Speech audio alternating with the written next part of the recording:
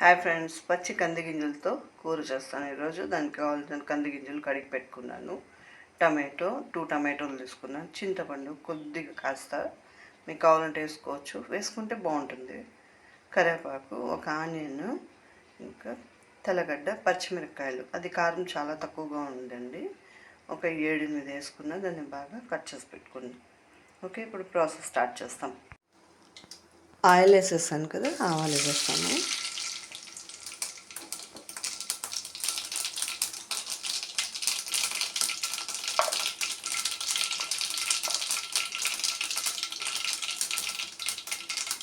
Green chilli వేసేస్తాము. అది కొంచెం పగులుతుంది కాబట్టి ఇలా వేసేస్తాం కాసేపు.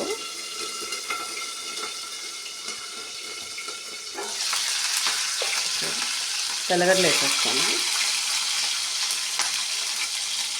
ఆనియన్ వేసేసి కరివేపాకు వేసేస్తాము. కాసేపు దాన్ని వేగనిస్తాము. వేగిపోయింది కదా, ఈ గింజలు కంది గింజలు ఉన్నాయి కదా, ఇవి వేసి కడిగి పెట్టుకున్నాను. వేసేస్తాను. సౌండ్ ఎక్కువగా వస్తుంది కదా,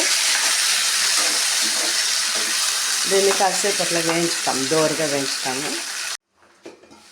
వేగిపోయింది బాగా. ఇప్పుడు టమాటాలు వేసేస్తాము. ఒక టమాటాలు వేసేసి దీన్ని పప్పు వేసేసి కుక్కర్లో పెట్టేస్తాం. చింతపండు వేసి కుక్కర్లో పెట్టేస్తాము.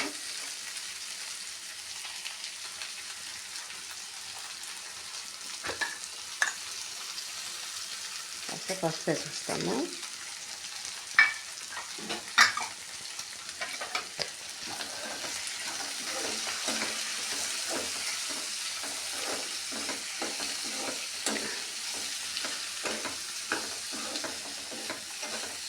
ఇలా చేసుకుంటే చాలా టేస్ట్గా ఉంటుంది. చింతపండు కాస్త వేసేస్తాము. ఇప్పుడు మనము వాటర్ వేసి ఒక 3 విజిల్ కుక్కర్లో పెట్టేస్తాం. తర్వాత చూసావా, ఇలా కుక్కర్లో వేసేస్తున్నాము. ఉడికిపోయినాక మళ్ళీ ఎనిపేస్తాం. దీన్ని ఎనిపేస్తే కంది గింజల కూర రెడీ అయిపోతుంది. చూసారా, కంది గింజలు చక్కగా ఉడికిపోయింది, మెత్తగా ఉడికిపోయింది. ఇప్పుడు దీన్ని ఎనిపేస్తాము. సాల్ట్ వేసేసి ఎనిపేస్తాము. చూసారా, కంది గింజలతో కూర రెడీ అయిపోయింది. ఎంత బాగుందో. సంగటి కూడా చేసుకోవచ్చండి. ఇలా రైస్ కూడా వేడి రైస్లో నెయ్యి వేసుకొని తింటే చాలా బాగుంటుంది. మీరు కూడా ఒకసారి ఇలా ట్రై చేయండి.